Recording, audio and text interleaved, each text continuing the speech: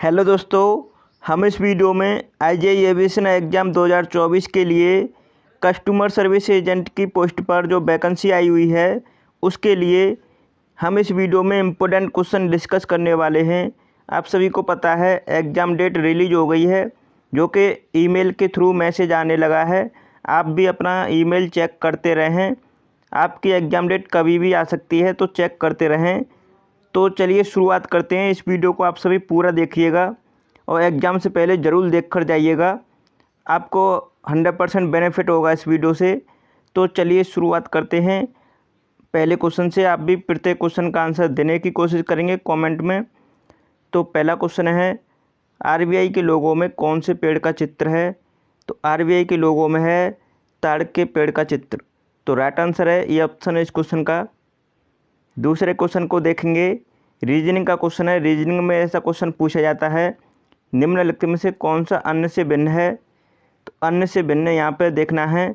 देखो, पहला है तूफान, भूकंप, विस्फोट, बाढ़। इनमें से भिन्न कौन सा हो जाता है? तो इसमें से भिन्न है विस्फोट, क्योंकि ये तीनों नेचुरल फिनोमेना हैं, लेकिन यहाँ पे ये विस्फोट ये आर्टिफिशियल भी कराया जा सकता है। अब नेक्स्ट क्वेश्चन को देखते हैं। तीसरा क्वेश्चन है, ताजमहल आगरा से संबंधित है, उसी प्रकार यहाँ पे क्वेश्चन चिन्ह के स्थान पर कौन सा आएगा?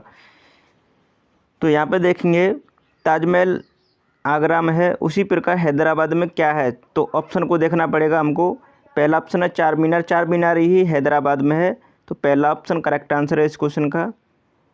नेक्स्ट क्वेश्चन देखेंगे, चौथा क्वेश्चन है। इस क्वेश्चन को सभी बताएं, ये सभी रीजनिंग में पूछे जाते हैं। आप सभी को पता है एप्टीट्यूड एंड रीजनिंग के 25 क्वेश्चन पूछे जाएंगे आपकी परीक्षा में। उसी को देखते हुए रीजनिंग एप्टीट्यूड के क्वेश्चन भी कराऊंगा मैं आपको।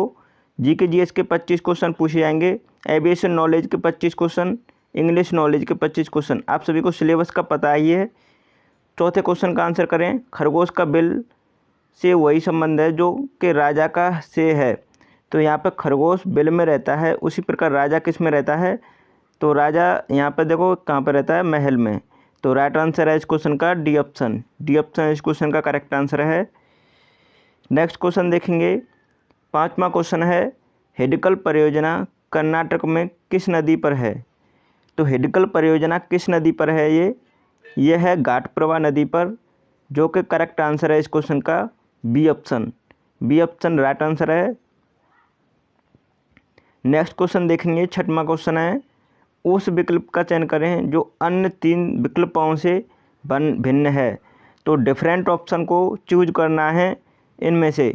तो यहाँ पे देखेंगे, पहला है नर्मदा, फिर उसके बाद गंगा, यमुना, गोदावरी।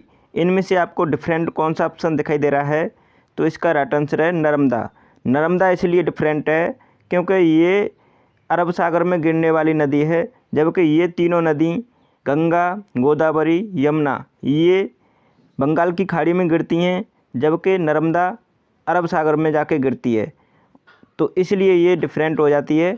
तो करेक्ट आंसर है ये ऑप्शन। सातवां क्वेश्चन है, तमांग मठ कहाँ स्थित है?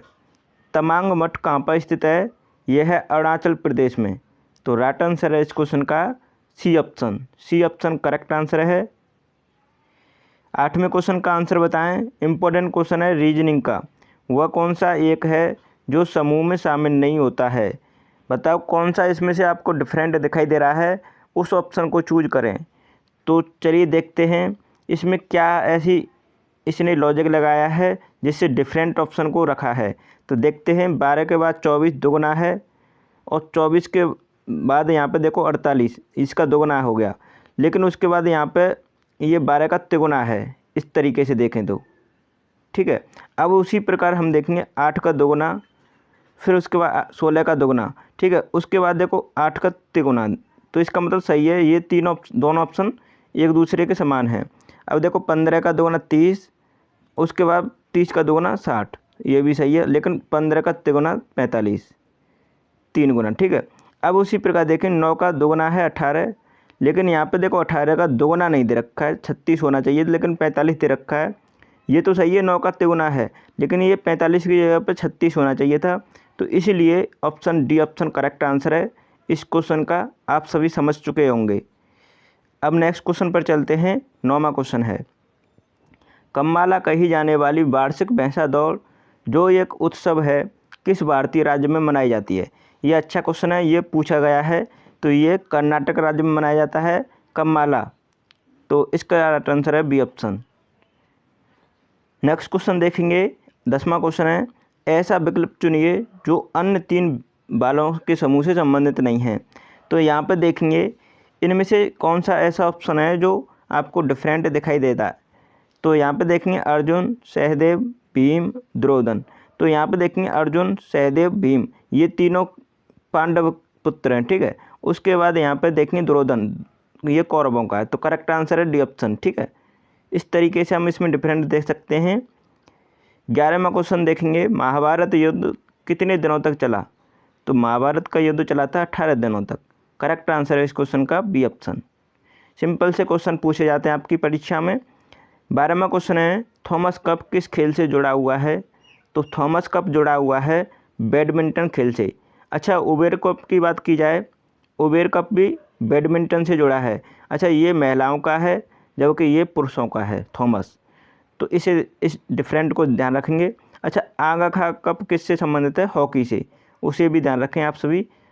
नेक्स्ट क्वेश्चन का आंसर करेंगे,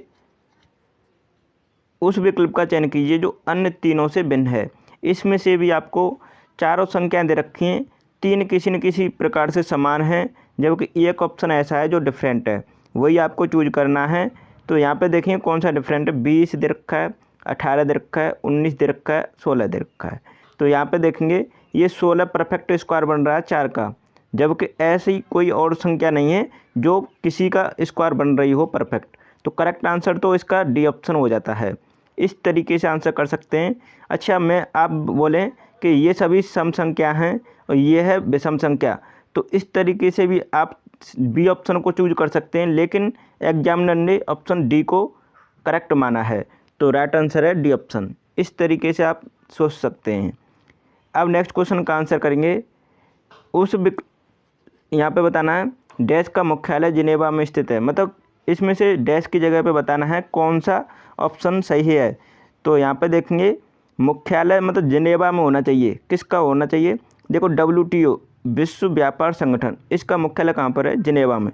वर्ल्ड ट्रेड ऑर्गेनाइजेशन का मुख्यालय जिनेवा में है। तो करेक्ट आंसर तो इस क्वेश्चन का 4th ऑप्शन है। अच्छा, और भी ऑप्शन के बारे में आपको बता देता हूँ।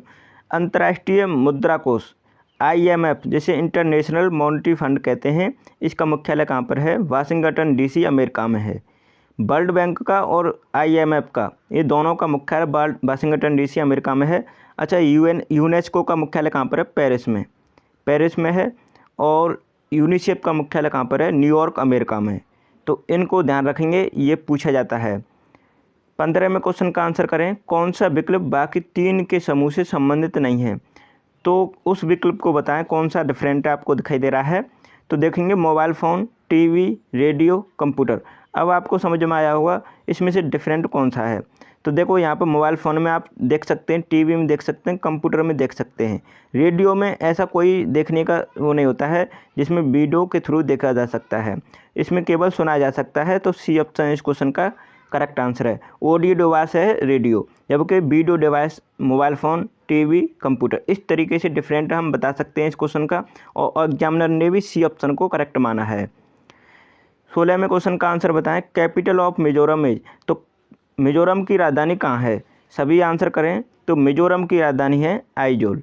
करेक्ट आंसर है इस क्वेश्चन का ये ऑप्शन करेक्ट आंसर है।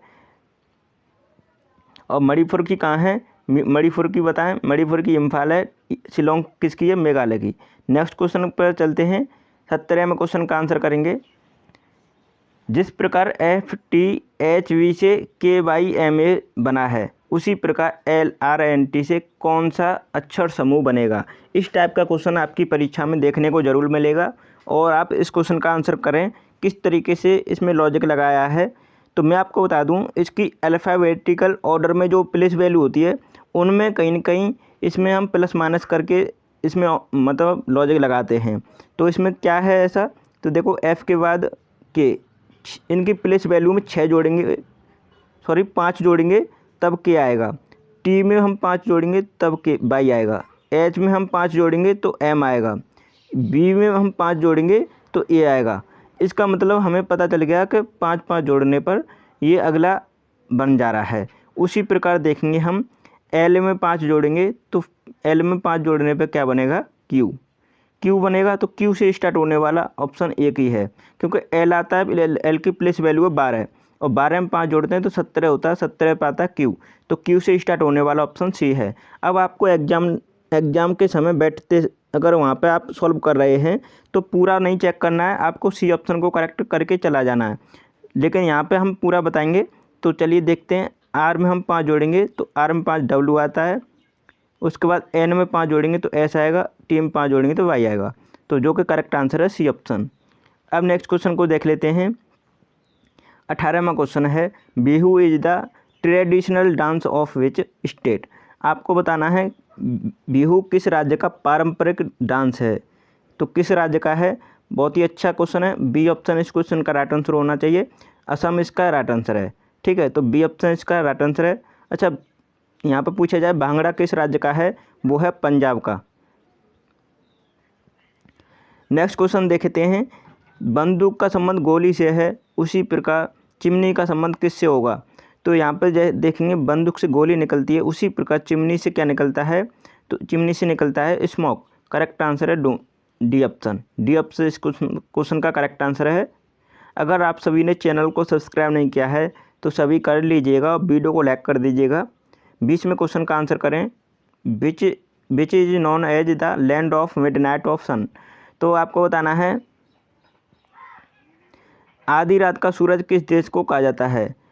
तो आधी रात का सूरज किस देश को कहा जाता है, ये नॉर्वे को कहा जाता है। तो करेक्ट आंसर है C option. C option correct answer है इस क्वेश्चन का।